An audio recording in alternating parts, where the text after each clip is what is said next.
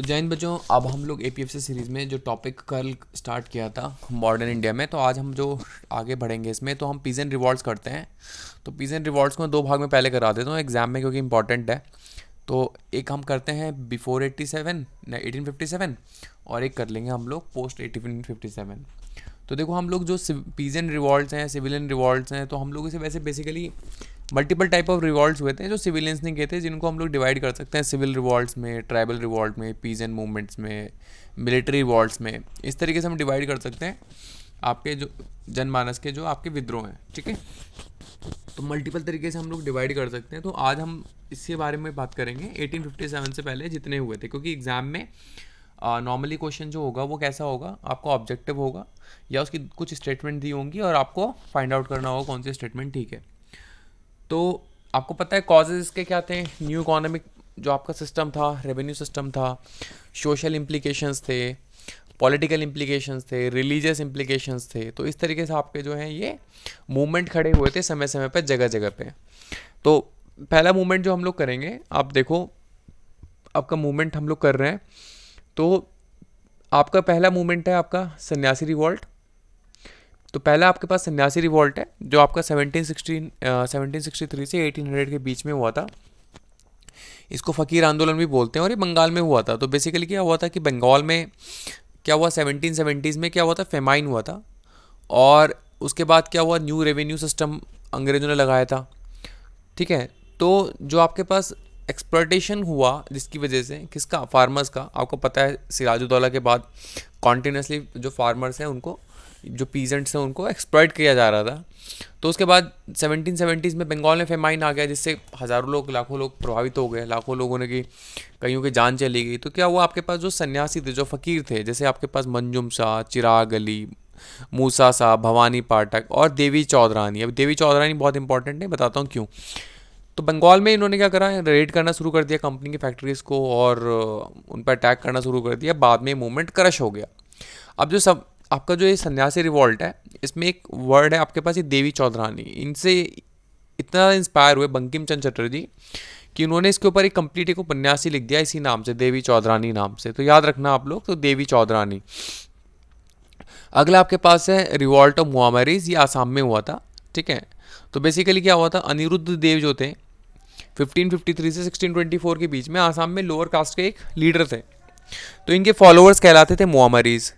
तो क्या हुआ कि जो अहोम रूलर से उनका प्रेशर बढ़ रहा था, किसके ऊपर, मुआमरीज के ऊपर, ठीक है। तो उन्होंने अहोम लीडर्स के खिलाफ जो है मोर्चा खोल दिया, किसने, मुआमरीज ने। तो अब अहोम रूलर जो आसाम के थे, उन्होंने अंग्रेज़ों की मदद ली, जिसकी वजह से अंग्रेज जो है डायरेक्ट कॉन्फ्लिक्ट में आ गए मुआमरीज के। तो फाइनली आपके पास उन्होंने अंग्रेज़ों का आपके पास क्या हुआ, आपका कॉन्फ्लिक्ट हुआ, लड़ाइयाँ हुई, और उसके बाद जो है मूवमेंट क्रश कर दिया गया। तो रिवॉल्ट ऑफ मुआमरीज। अगला है civil uprising in Gorakhpur, Basti and Bahraich. अच्छा, एक बात और मैं आपको बता दूं इस मूवमेंट को बताने से पहले, बस्ती गोरखपुर वाले से, कि आप लोग जो है टेलीग्राम ग्रुप ज्वाइन कर लेना, और आपका पूरा का पूरा सिलेबस मैं इसमें कवर करवाऊंगा, तो आपको बेनिफिट हो जाएगा आपके एग्जाम पॉइंट ऑफ व्यू से, ठीक है। तो आपके पास बस्ती, गोरखपुर और बहराइच में क्या हुआ था 1781 में। बेसिकली जो अवध का नवाब था, उसने क्या किया कि आपके पास ये ज़िले जो हैं दे दिए थे किनको, अवध के नवाब ने अंग्रेज़ों को, ठीक है। अब क्या हुआ, वहाँ पे अलेक्जेंडर हने नाम का एक ईस्ट इंडिया कंपनी ने एक इजारतदार अपॉइंट किया था टू कलेक्ट द रेवेन्यू, ठीक है। और इसने क्या करा, एक्सेसिव रेंट लेना शुरू कर दिया, जिसकी वजह से वहाँ पे रिवॉल्ट हो गया। कहाँ पे, गोरखपुर, बस्ती एंड बहराइच में।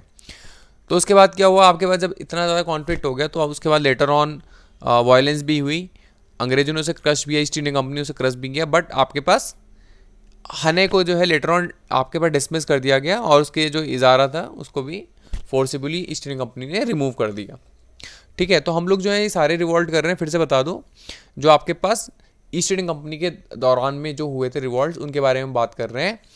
तो अगला जो आपके पास रिवॉल्ट है, that is revolt of Raja of Vizianagaram 1794। तो आपके पास जो विजयनगर का राजा था, उसको बोला था कि आप जो है फ्रेंच के खिलाफ हमें लड़ने के लिए अपनी जगह दे दो, ठीक है। विजयनगरम जो राजा था वहाँ का, विजयनगर का, तो उसे बोला कि आप अपने अंग्रेजों के खिलाफ, सॉरी, फ्रेंच से लड़ने के लिए हमें ईस्ट इंडिया कंपनी ने बोला जगह दे दो। अब बाद में उन्होंने जाने से मना कर दिया। तो उसके बाद क्या हुआ, आपके पास वहाँ पे रिवॉल्ट हो गया, या कह सकते हैं अंग्रेज़ों के साथ क्या हो गया, कॉन्फ्लिक्ट ऑफ इंटरेस्ट हो गया, और इंग्लिश एक्सप्लॉइटेड द विजयनगरम, उसके बाद इनके बीच में फाइट हुआ, Vijayanagar was merged in the English rule. तो ईस्ट इंडिया कंपनी का रूल था 1794 में, इन्होंने जो है विजयनगरम को अपने साथ मिला लिया।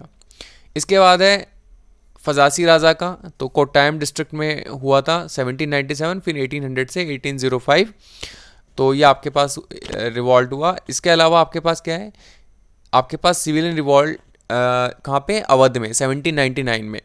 अगेन अवध में क्या हो रहा था, आपके पास जो ईस्ट इंडिया कंपनी के जो एरियाज थे जहाँ पे अंग्रेजों का वर्चस्व था, वहाँ पे क्या हुआ, एक्सप्लॉयटेशन होता था बहुत ज़्यादा, एक्सेसिव रेवेन्यू वगैरह डिमांड है ना। तो उसके बाद क्या हुआ, आपके पास मैसेकर ऑफ बनारस बहुत फेमस है इसी, मतलब ये अवध का जो सिविल रिबेलियन है। और उसके बाद जो है एक जनरल एस्क्रिन थे, तो उन्होंने क्या करा, इस मूवमेंट को क्रश कर दिया। अगला है पलामू में 1800 से 1802। अब इसमें जो है आपके पास एक कर्नल जेम्स थे, उन्होंने 2 साल तक लगातार कैंप किया यहाँ पे पलामू में, और उसके बाद जो है भूकंप सिंह जो है उनकी मृत्यु हो गई 1802 में। अगला है आपके पास इंपॉर्टेंट मूवमेंट पॉलीगार्स के मूवमेंट, और पॉलीगार का मूवमेंट है 1795 से 1805। ध्यान समझना, पॉलीगार रिवॉल्ट है 1795 से 1805। तो ये जो पॉलीगार्स थे तमिलनाडु में टैक्स कलेक्टर हुआ करते थे, ठीक है। These were earlier tax collectors, तो ये टैक्स कलेक्ट करते थे, इनके पास कुछ ऑटोनोमस पावर्स थी टैक्स कलेक्ट करने की। तो कोट्टाबामन नायकन जो थे और उसके ब्रदर जो था, ठीक है, ओमा मथुराई, इन दोनों ने जो है आपका रिवॉल्ट किया। कोट्टाबामन को बाद में जो है एग्जीक्यूट कर दिया गया और ये मूवमेंट को क्रश कर दिया गया, तमिलनाडु में ये मूवमेंट हुआ। अगला आपके पास आता है दीवान वेलु थम्पी का मूवमेंट, ये आपका त्रावणकोर में हुआ था। त्रावणकोर ने सब्सिडी लाइन सिस्टम एक्सेप्ट कर लिया था, तो आपके वेलु थम्पी को ने जो है उसके बाद क्या करा, आपके जो नायर फोर्स थी, कुंडारा नाम की जगह पे सारे मिले, और कुंडारा नाम की जगह पे नायर फोर्स को इन्होंने इकट्ठा किया और केरला में ये मूवमेंट हुआ। और आपके पास जो अंग्रेजों के खिलाफ ये मूवमेंट हुआ, अंग्रेजों ने later on east India company उसे क्रश कर दिया।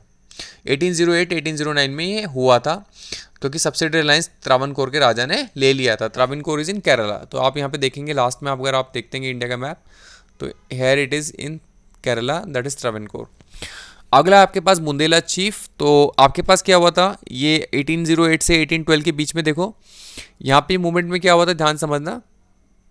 इस मूवमेंट में क्या हुआ था, आपके जो बुंदेलास थे, तो देवर मराठास रिलेटेड सरदार्स, ठीक है। तो क्या हुआ, आपके पास जब मराठा चीफ थे, उन्होंने क्या करा, जो आपके पास सेकंड मराठा वॉर हुई थी, ठीक है, तो ट्रीटी ऑफ बेसिन साइन हुई थी 1803 में, जिसमें आपके पास जो पेशवा था मराठों का, ठीक है, you can say the prime minister आज की डेट में, तो मराठा पेशवा ने काफ़ी पावर अपनी सरेंडर कर दी थी सेकंड एंग्लो मराठा वॉर के बाद, किसके पास, अंग्रेजों के पास।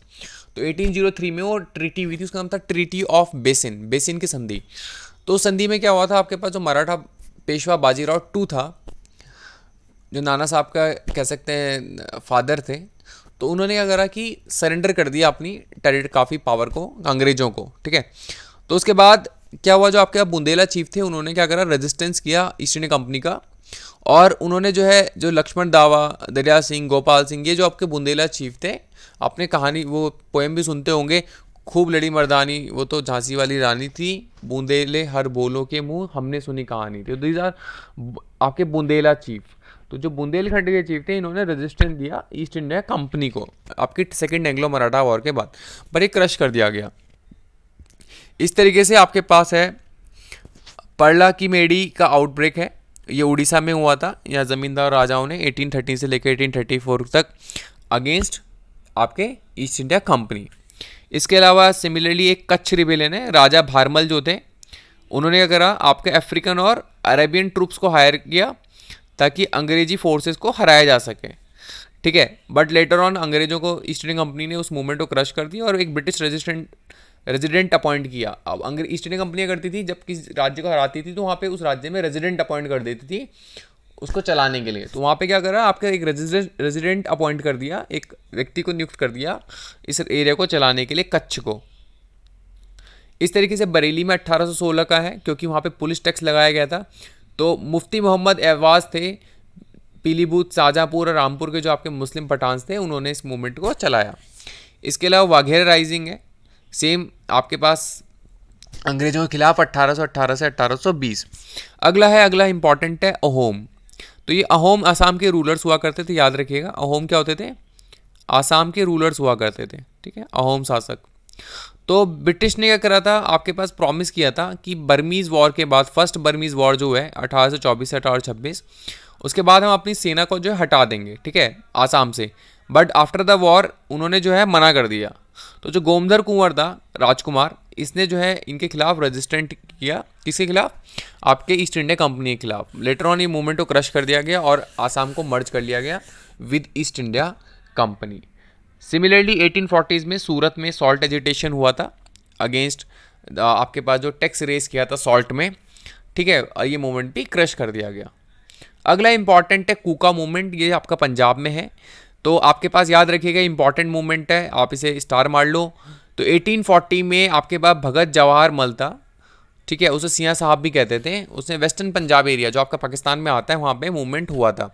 बाद में बाबा राम सिंह जो था उसने उस मूवमेंट को चलाया। 1872 में आपका बाबा राम सिंह को जो है पकड़ के इन्हें रंगून भेज दिया गया। तो ये कूका मूवमेंट है, बहुत इंपॉर्टेंट है, सिखों का, निहंग सिखों का मूवमेंट है कूका मूवमेंट। और ये मूवमेंट जो है क्या कर दिया गया, आपका क्रश कर दिया गया। अगला है पैका, इसको बहुत इंपॉर्टेंट है पैका मूवमेंट, ठीक है। ये पैका रिबेलियन 1817 में कहाँ पे हुआ था? उड़ीसा में हुआ था, याद रखिएगा। अभी 200 साल मनाए थे कुछ साल पहले मोदी जी ने इसके।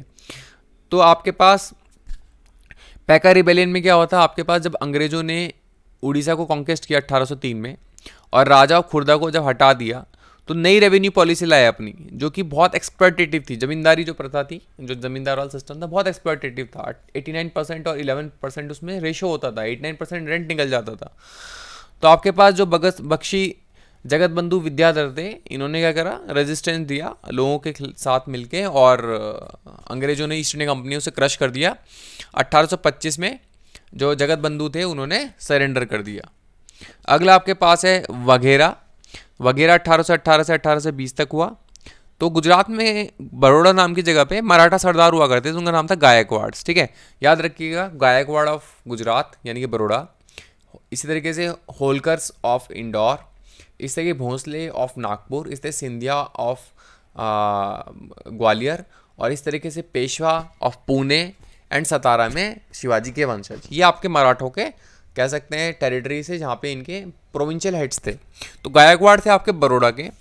तो उन्होंने क्या किया, आपके वगैरह चीफ थे, उन्होंने कंपनी के रूल के खिलाफ क्या किया, आपका मूवमेंट स्टार्ट कर दिया, ठीक है। इस तरीके से कई मूवमेंट हैं जो आपके रिलीजियस लाइन पे भी चले हैं, आपके बिफोर 1857। जैसे आपके पास नर्क केलबेरिया अपराइजिंग है, तो मीर निठार अली ने ये आपके पास किया, बाद में ये तीतू मीर, याद रखिएगा, ठीक है। यूपी पीसीएस में ये मैच द फॉलोइंग में आया था, ईपीएफओ के एग्जाम में, एपीएफसी में भी मैच द फॉलोइंग में लीडर्स आ सकते हैं, ठीक है। तो आपके पास पहले निठार अली है, मीर निठार अली, बाद में कौन है, तीतू मीर। इस तरीके से पागलपंथी रिवॉल्ट है, बहुत इंपॉर्टेंट है, ये भी आपके पास सेमी रिलीजियस मूवमेंट है, और ये हुआ था मेघालय में, ठीक है। माइमेन सिंह डिस्ट्रिक्ट है कहाँ पे, मेघालय में। तो इसके लीडर कौन है, करमसा, और उसका सन टीपू, ठीक है, ये याद रखिएगा आप लोग। तो 1825 से 1835, 1825 से 1835। और जो पागलपंथी थे, इन्होंने जो है एक लिमिट के बाद रेंट देने से मना कर दिया था, जिसके वजह से आपके पास यहाँ पे विद्रोह हुआ।